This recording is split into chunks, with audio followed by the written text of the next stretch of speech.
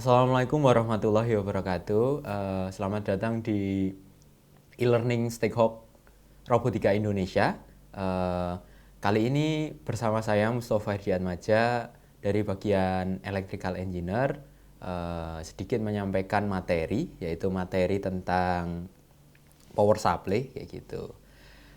Sebelum masuk ke materi ya, kita kilas balik dulu sedikit tentang power supply itu. Power supply DC itu apa sih kayak gitu. Pengertian power supply itu adalah alat elektronika yang menyimpan dan menyalurkan energi listrik untuk perangkat elektronika lainnya. Dalam istilah bahasa Indonesia itu power supply juga sering disebut sebagai catu daya kayak gitu ya. Catu daya itu berbagai macam kayak gitu. Bisa berasal dari listrik PLN, kemudian bisa dari energi terbarukan seperti solar cell atau dari baterai kayak gitu. Kita lanjut, kilas baliknya hanya seperti itu dulu ya. Kemudian pendahuluan dulu ya. Power supply yang kita bahas kali ini itu power supply yang kebetulan sumbernya itu dari listrik PLN kayak gitu. Peralatan elektronika yang kita gunakan sekarang ini sebagian besar kan menggunakan arus DC. Sedangkan supply dari PLN sendiri kan arusnya itu berupa AC kayak gitu ya. Kemudian gimana caranya biar dari listrik PLN itu bisa digunakan untuk peralatan elektronika? Sebagai contoh laptop kita kayak gini ya. Laptop kita ini bekerja di dalamnya ada baterai. Terus baterainya kan bisa habis ini, kemudian perlu dicas. Nah, dicas ini kan memerlukan suatu alat konversi dari listrik PLN ke arus DC untuk mengisi baterai dalam laptop. Maka di sini diperlukan alat yang namanya DC power supply gitu, atau sering disebut juga dikenal sebagai adaptor kalau di khalayak umum ya kayak gitu. Power supply bisa kita lihat di layar ya. Ini adalah contoh power supply yang sering digunakan kita di lab ya kayak gitu ya. Cuman nanti di industri juga beberapa ada power supply yang emang dirancang khusus kayak gitu. Selanjutnya secara umum power supply itu begini ya diagramnya. Yang pertama ada input AC, kemudian ada penurun tegangan, kemudian ada rectifier, kemudian ada filter, dan kemudian ada voltage regulator kayak gitu. Dan berakhir ke arus DC yang ideal kayak gitu. Yang semula arusnya berupa sinus, kemudian di konversi menjadi arus DC yang voltasenya udah disesuaikan jadi satu garis yang arus DC yang ideal kayak gitu. Kemudian power supply yang mau kita bahas tuh power supply yang seperti apa kayak gitu. Kita awali dulu dari jenis-jenis power supply. Mengingat power supply itu jenisnya banyak banget ya. Tergantung dari fungsi, bentuk, atau metode konversinya kayak gitu. Yang pertama dulu kita bahas berdasarkan fungsinya kayak gitu. Yang pertama ada power supply yang terregulasi. Kemudian ada power supply yang tidak terregulasi, unregulation, atau yang terakhir itu power supply yang bisa di adjustable kayak gitu, atau bisa diatur tegangan output ataupun arus outputnya itu berapa. Biasanya ini banyak digunakan nanti di lab kayak gitu ya. Kemudian berdasarkan bentuknya ada dua, yaitu power supply internal dan power supply standalone kayak gitu. Sebagai contoh nanti power supply yang ada di handphone kita atau chargernya itu kan standalone ya, dia terpisah sama perangkatnya kayak gitu. Sebagai contoh juga yang internal power supply yang ada di CPU komputer itu internal karena dia include di dalam box CPU kayak gitu. Nah, dan ini berdasarkan metode konversinya ya. Di awal tadi kita udah membahas tentang diagram gimana sih prosesnya dalam mengkonversi arus AC itu menjadi arus DC sesuai yang kita butuhkan. Metode konversinya itu juga seiring berkembangnya zaman nanti akan berubah metode konversinya. Jadi yang awal itu saya sampaikan secara simpelnya kayak gitu. Cuman di metode konversi ini ada yang lain kayak gitu. Yang pertama itu metode konversi dengan DC power supply linear. Yang kedua ada yang metode switching kayak gitu. Kita lanjut ya. Linear power supply dulu ya kita bahas. Linear power supply adalah power supply yang konvensional, banyak digunakan di tahun 1970-an ya. Ini cukup populer di tahun itu. Sistemnya masih sama kayak diagram yang tadi ya. Diawali dari transformator, frekuensi rendah, kemudian rectifier, filter, kemudian stabilizer atau voltage controller kayak gitu. Umum banget, ini banyak digunakan, bahkan kita sejak SMP mungkin udah pernah dibahas ya dulu di materi elektronika, kalau mungkin beberapa teman-teman yang dapat di jenjang SMP kayak gitu. Kemudian kita bahas cara kerjanya gimana sih kayak gitu. Diawali dari arus PRN yang 220 volt masuk ke lilitan primernya transformator, kemudian membentuk GGL, selanjutnya diteruskan ke lilitan sekunder yang jumlah lilitannya lebih dikit, otomatis tegangannya turun di sini ya menjadi 12 volt. Di sini arusnya masih AC, kemudian masuk ke rectifier atau penyearah, komponennya itu berupa dioda. Arus AC dirubah menjadi arus DC. Di sini belum sempurna karena masih ada ripple ya, masih setengah gelombang ini ya. Kemudian masuk ke filtering atau penyaring ya, stabil tegangan, dirubah menjadi DC yang linear atau yang ideal kayak gitu. Dengan adanya penambahan kapasitor maka separuh gelombang itu menjadi satu gelombang yang utuh, yaitu yang garis lurus kayak gitu. Secara simpelnya kayak gitu ya. Ini cuman di sini banyak nanti kelebihannya juga, ada juga kekurangannya kayak gitu kalau dibandingkan yang switching. Kelebihannya apa? Yang pertama, tidak terdapat tegangan kerut kayak gitu atau ripple. Ripple itu hampir tidak ada di power supply linear. Jadi banyak digunakan misal di power supply yang benar-benar ideal itu maka digunakan power supply yang trafo kayak gitu. Kemudian nomor 2, regulasi lebih baik dibandingkan power supply switching. Kekurangannya yang pertama, berat dan fisik lebih besar karena di dalamnya ada transformator yang inti besi lunak kayak gitu. Nomor 2, kehandalan pada temperatur tinggi kurang baik karena efisiensinya rendah ya, maka akan muncul temperatur yang tinggi di transformator itu sendiri. Kemudian isolasi dari transier jala-jala sangat kurang dibandingkan dengan power supply switching. Kemudian yang keempat, efisiensi rendah. Nah, benar sekali, efisiensi rendah ini hampir di bawah 70%. Kemudian harganya yang mahal. Yang terakhir adalah voltage drop lebih tinggi daripada switching karena di sini tidak ada feedback untuk mengontrol ini, kecuali di beberapa power supply linear yang udah ditambahkan voltage regulator kayak gitu ya. Kemudian kita masuk ke switching power supply kayak gitu. Apa sih switching power supply kayak gitu? Apa perbedaannya sama power supply konvensional yang dulu menggunakan transformator kayak gitu? Ini merupakan sistem power supply atau catu daya yang kerjanya itu berdasarkan switching.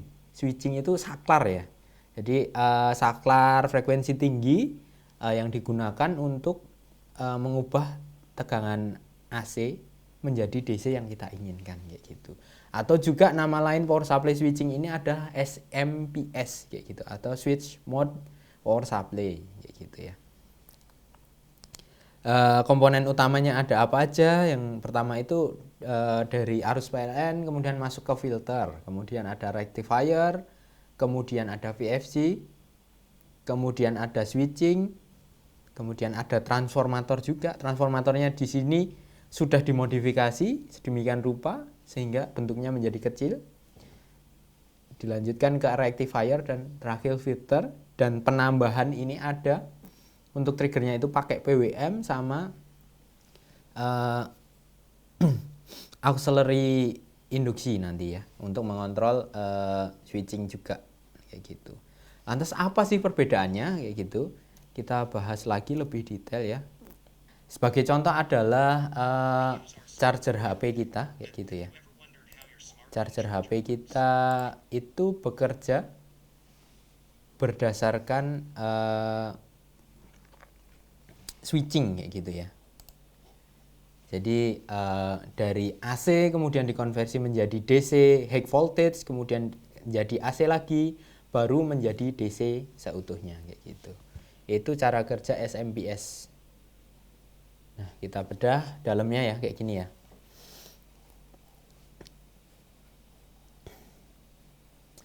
Ada komponennya beberapa ya. Di sini ada transistor sama resistor, transformatornya juga sudah dimodifikasi jadi inti ferit, jadi lebih kecil karena dia frekuensinya tinggi ya.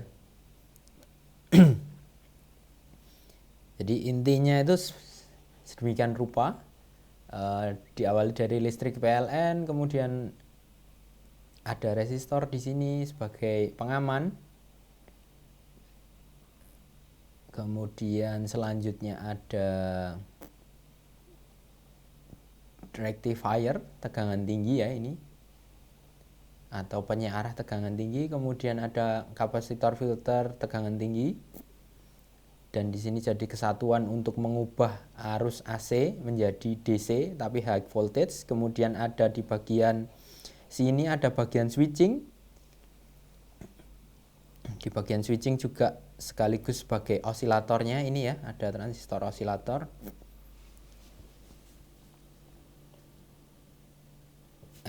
Transistor buat nge-switch ininya juga membentuk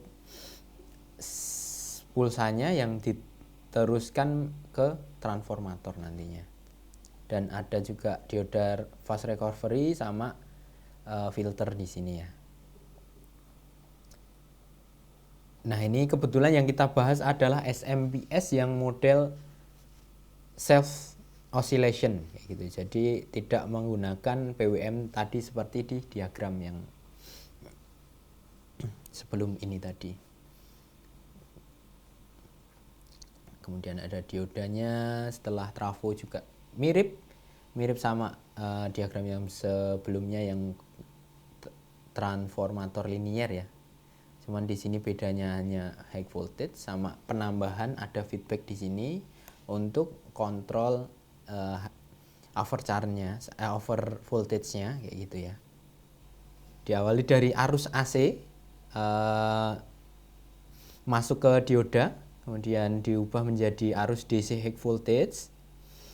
Di sini kemudian difilter sama kapasitor high voltage ya, jadilah arus DC tapi dengan tegangan yang tinggi kayak gitu.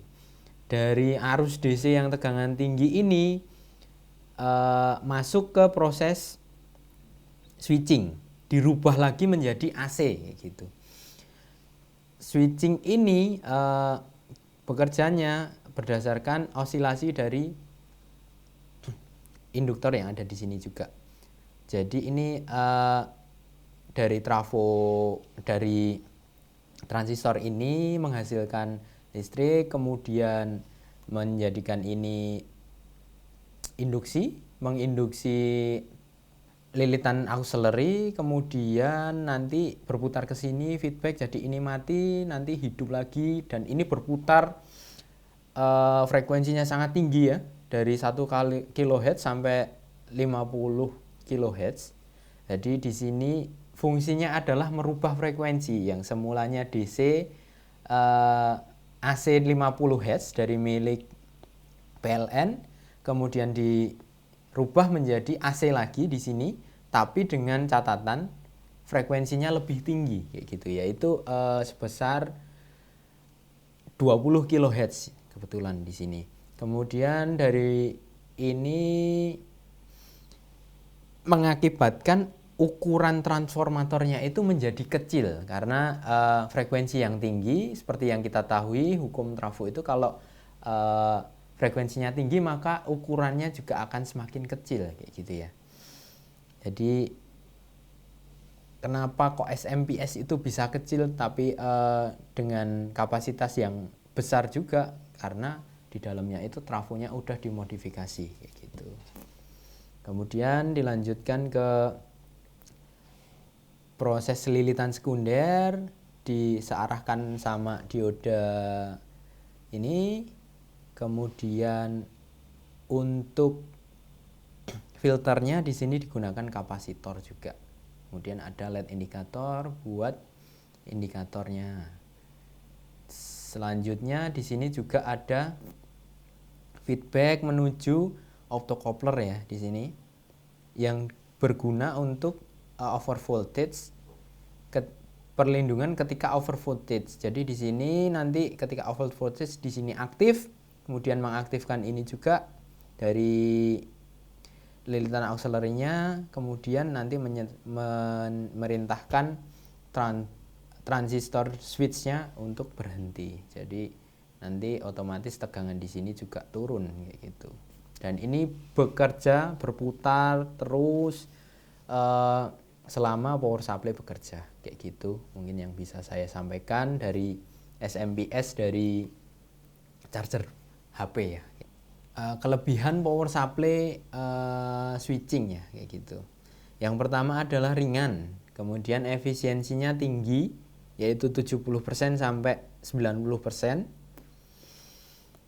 Kemudian temperatur kerja yang relatif lebih dingin, harga lebih murah, kemudian isolasi dari transisi jala-jala lebih baik dari 60 desibel gitu ya. Kemudian kekurangannya, yang pertama memperoleh tegangan kerut atau ripple paling kecil itu adalah 20 sampai 50 mVp. Itu tergantung nanti juga kualitas kapasitornya ya yang digunakan. Artinya di sini timbul ripple atau noise kayak gitu. Kemudian selanjutnya adalah adanya gangguan RFI, yaitu radio frekuensi interference. Maka di sini diperlukan penapis yang baik dibandingkan model yang pakai trafo atau linear power supply gitu. Kemudian compressionnya seperti apa? Seperti ini ya. Switching memiliki kelebihan di harga yang lebih murah tadi ya. Kemudian bisa kita lihat di bagian ripple-nya ya. Ketika di power supply yang switching tentu saja lebih besar karena dia di sini bekerjanya berdasarkan switch ya. Di ripple-nya lebih besar. Kemudian untuk kestabilannya di sini lebih bagus. Efisiensinya juga lebih bagus miliknya yang switching kayak gitu. Itu teman-teman. Nah, ini sebagai contohnya juga ripple-nya itu yang terukur di osiloskop seperti apa? Yaitu seperti ini kayak gitu. Ini untuk yang switching. Untuk yang linear nanti hampir mendekati garis lurus kayak gitu karena tidak ada proses switchingnya kayak gitu. Mungkin itu yang bisa saya sampaikan dulu. Oh ya, sebagai contohnya nanti saya juga bawa barang ya ini kebetulan. Nah, ini adalah contoh yang sering digunakan di industri. Power supply switching juga kebetulan ya di sini. Sama juga di lab biasanya atau di meja kerja saya pakai juga power supply yang modelan linear kayak gini atau yang adjustable. Mungkin itu yang bisa saya sampaikan dulu di pertemuan kali ini ya. Kita bertemu lagi nanti di episode selanjutnya kayak gitu di kesempatan yang lain. Akhir kata dari saya, terima kasih sudah mengikuti dari awal sampai akhir. Jangan lupa terus pantengin di e-learningnya Stackhawk ya. Kita kembali lagi nanti di video selanjutnya. Terima kasih. Assalamualaikum warahmatullahi wabarakatuh.